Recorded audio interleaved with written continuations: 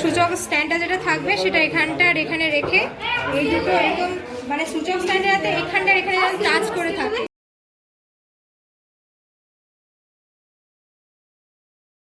এমনভাবে রাখতে হবে, রেখে এর মানটা আর এর মানটা তোকে নিতে হবে। এটা হচ্ছে 10 না 10-এ 10 এটা, আর ওই সূচক স্ট্যান্ডে রাখার পর ওর মান হচ্ছে 39 এসে, এটা পটা স্ট্যান্ড দেখ 39 আছে না 39,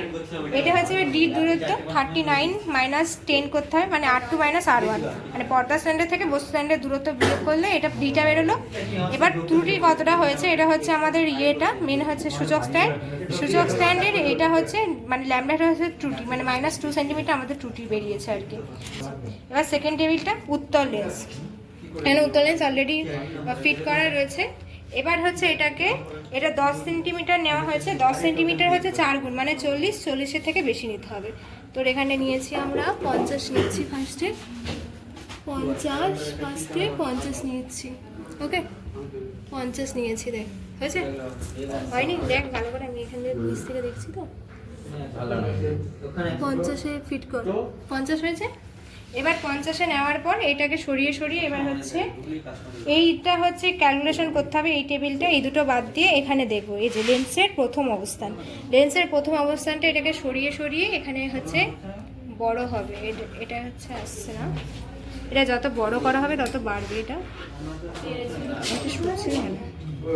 আচ্ছা এটা বড় করে এখানে দেখ ক্রস চিহ্নটা দেখা যাচ্ছে, এখান থেকে দেখে নে ক্রস চিহ্নটা যেখানে করব যাতে ক্রস চিহ্নটা দেখা যাবে, হ্যাঁ ক্রস চিহ্নটা দেখা যায় যাতে ওটা মুখে বল উঠে ফোনে ক্রস চিহ্ন, এই বস্তুর যে ক্রস চিহ্নটা এসছে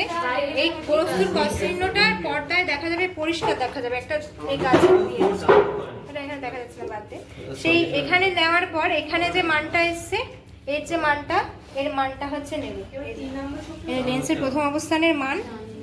N1 সেন্টিমিটার নেওয়া হচ্ছে। এবার হচ্ছে তো লেন্সের দ্বিতীয় অবস্থান হচ্ছে মানে এটা লেন্সের দ্বিতীয় অবস্থান, এই যে এখানে ডি ফার্স্টে মানে এটা ডি ভালো আসবে, এটা হচ্ছে ক্রস বোঝা আছে না, এটা একটু ইয়ে আছে, বড় যত হবে তখন বুঝতে পারবে এটা একটা বড়। এবার এটা হচ্ছে এরকম সেম ভাবে এটা নেওয়া হলো। এবার সেকেন্ডটা বলছি দেখ এটা 10-এই থাকবে আর এটা চেঞ্জ হবে, এটা 60-এ নিয়ে এবার দেখ এটা দেখা এবার বুঝতে পারবে, দেখ আলোটার জন্য আসছে, এই দেখ আসছে দেখতে পেয়েছিস, এটা হচ্ছে তোর ফার্স্ট লেন্সের অবস্থান, এটা হচ্ছে এখানে 25 এসেছিল, এটা দেখতে হবে কত আছে। এবার হচ্ছে কাছাকাছি নিয়ে যাব সেম ভাবে লেন্সের দ্বিতীয় অবস্থান দেখার জন্য, তোরা রিডিং সেম নিয়ে নিস কিভাবে করতে হবে দেখে সেকেন্ডটা দেখ এটা বোঝা যাচ্ছে না, থার্ডবারেরটা ভালো করে বুঝতে পারবে। এবার 60-এ এটা দ্বিতীয় অবস্থানটা নিয়ে নিলাম, এবার 70-এ নিয়ে নিলাম, 70-এ এটা হচ্ছে ফার্স্ট লেন্সের অবস্থা নিলাম 70-এ এসে। এবার হচ্ছে সেম ভাবে কাছাকাছিটা নেব, কাছাকাছিটা আসার কথা পুড়ে দেওয়া হবে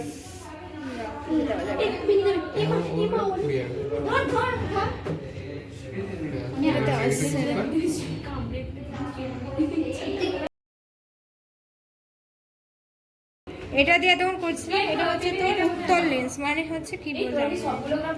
পেনের ব্যাগটা কোথায়, এখানে নেই কেন নেই,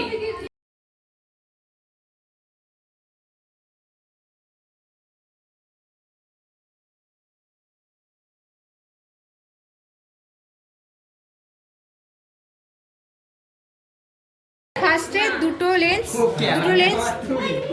হচ্ছে ফিট করানো হয়েছে, দুটো লেন্স আছে ঠিক আছে, এটা কনভেন্স হয়েছে, কনভেন্স একদম ভেন্স না ভেন্স, হ্যাঁ দুটো মিলিয়ে কনভেন্স ম্যাম বলছিল তখন। তো এটা হচ্ছে 10-এই ফিট থাকবে, এটা কিন্তু চেঞ্জ হয়নি, এটা হচ্ছে একটা মিনিটের জন্য চুপ করতে হবে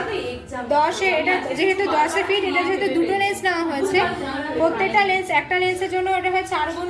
দূরে হচ্ছে পর্দা রাখতে হয়, যেহেতু দুটো লেন্স আছে এটা হচ্ছে 8 গুণ দূরে রাখতে হবে, তাই জন্য 10 থেকে 8 মানে 80, 8 গুণ হলে 80, 80 থেকে 90 সেন্টিমিটারের কাছে ফিট করবো।